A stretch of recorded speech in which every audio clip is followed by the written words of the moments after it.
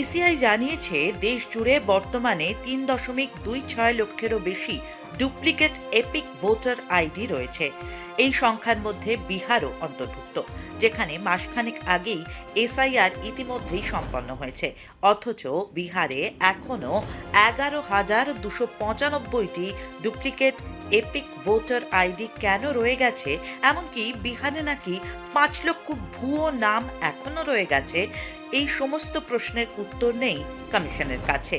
২০২৫ সালের ফেব্রুয়ারিতে এই বিষয়টি নিয়ে যখন প্রথম বৈঠক হয়, সেখানে বিভিন্ন রাজনৈতিক দলের প্রতিনিধিরা অংশ নিয়েছিলেন। সেই সময় কমিশন জানায় যে এই সমস্যা ৯০ দিনের মধ্যে সমাধান করা হবে।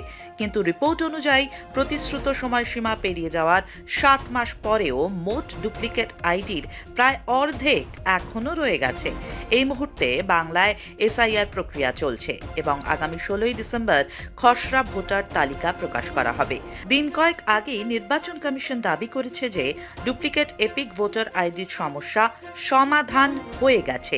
প্রশ্ন উঠছে, যদি ৫০% ভোটার আইডি মুছে ফেলা হয়ে থাকে, তাহলে ইসিআই কিভাবে প্রকাশ্যে মিথ্যে কথা বলল?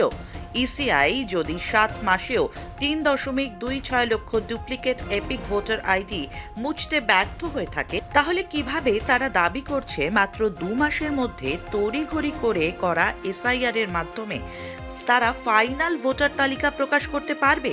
তাহলে এই প্রক্রিয়া কি শুধুমাত্র জনগণকে বিভ্রান্ত করার জন্য, নাকি এটা মোদী সরকারের নতুন কোনো জুমলা?